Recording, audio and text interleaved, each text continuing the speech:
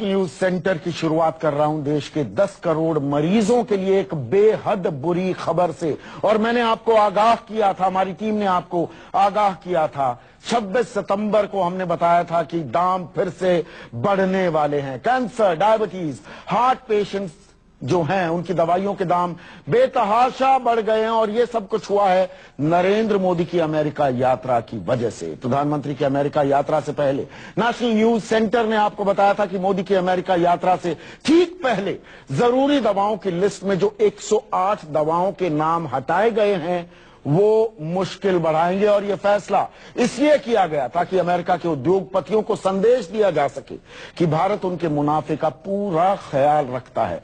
अभी शायद हमारी ये बात आपको याद ना आ रही होगी, शायद थोड़ा कम समझ में आ रही होगी, पर यह रिपोर्ट देखिए, पूरा मामला शीशे की तरह साफ हो जाएगा। नरेंद्र मोदी की अमेरिका यात्रा के दौरान 29 तारीख को आपने अपने अपने टीवी सेट पर ये तस्वीरें जरूर देखी होंगी। मोदी जी अमेरिका के बड़ी कंपनियों के सीईओ के साथ नाश्ता कर रहे हैं। आपने देखा होगा टीवी चैनलों के जाने माने पत्रकार और एंकर चिल्ला चिल्ला कर आपको ये बता रहे थे कि प्रधानमंत्री मोदी से मिलने के लिए जानी मानी कंपनियों के सीईओ भागे भागे आए। मोदी जी देश के लिए व्यापार जुटा रहे थे, लेकिन किसी ने आपको ये नहीं बताया कि ये नाश्ता दरअसल हिंदुस्तानियों पर, आप पर, मुझ पर कितना भारी पड़ने वाला है। नरेंद्र मोदी के साथ नाश्ते की टेबल में बैठे इन बड़े सीईओ में से 3 की तारीफ हम आपको बताते हैं। केनेथ सी फ्रेजर, अमेरिका की दवा कंपनी मर्क एंड कंपनी के मुख्य कार्यकारी अधिकारी।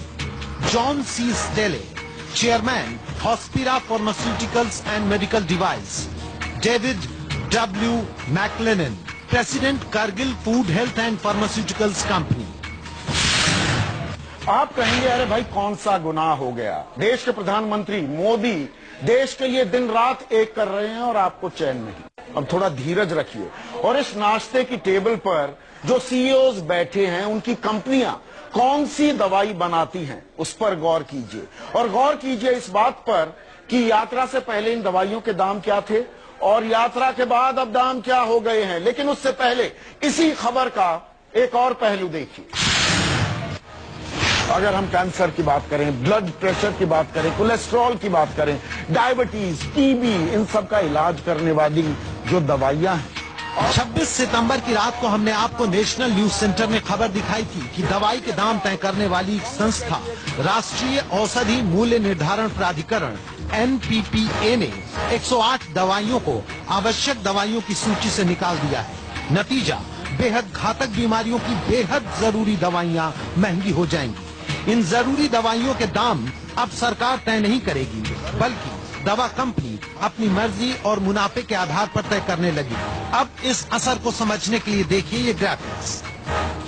कैंसर की दवा गेफ्टिनेट जो पहले 5,900 की थी अब 11,500 की हो गई है। कैंसर की ही दवा वेविक पहले 8,500 की थी, वो अब 1,08,000 रुपए की हो गई है। इसी तरह ब्लड प्रेशर की दवाई कार्डिक 5 mg पहले 92 रुपए की थी, अब 128 रुपए की हो गई है। प्लेविक्स पहले 147 की थी, अब 1,615 रुपए की हो गई है। एंटीबायोटिक मॉक्सिसिप 400 पहले 250 की थी, अब 399 रुपए की हो गई है। टेरिबिड 200 पहले 34 रुपए की थी, अब 173 रुपए की हो गई है। कोलेस्ट्रॉल के इलाज में इस्तेमाल होने वाली दवाई एस्ट्रोवॉस पहले 62 रुपए की थी, अब 97 रुपए की हो गई है। अब आपको समझाते हैं कि मोदी की अमेरिका यात्रा से पहले और यात्रा के बाद दवाइयों की कीमत में अंतर और दवा कंपनियों के सीईओ के साथ उनके नाश्ते का रिश्ता क्या है। केनेथ सी फ्रेजर की मर्क एंड कंपनी कैंसर की दवाई बनाती है और ये भारत में आर्बिटक्स नाम से कैंसर की दवाई बेचती है। जॉन सी स्टेले की company Hospira pharmaceuticals and medical device Bharat की कंपनी कैडिला हेल्थ केयर के साथ मिलकर काम करती है। ये कंपनी भी कैंसर की दवाई साइटोटॉक्सिक बनाती है। David W MacLennan, president Cargill food health and pharmaceuticals company, इनकी कंपनी कीटनाशक जेनेटिकली मॉडिफाइड बीजों की दुनिया में सबसे आगे है, जिसे लेकर पिछली सरकार में काफी विवाद रहा है। अब तस्वीर साफ हो गई होगी कि नाश्ते की टेबल पर मोदी जी ने दवा की कंपनियों को क्या संदेश दिया और भारत में निवेश के लिए उचित माहौल की क्या तस्वीर दिखाई होगी। ये भी बात आपको समझ में आ गई होगी कि खबर वो नहीं होती जो तस्वीरों में दिखती है, खबर वो है जो हम आपको बताते हैं तस्वीरों के नीचे से निकालकर।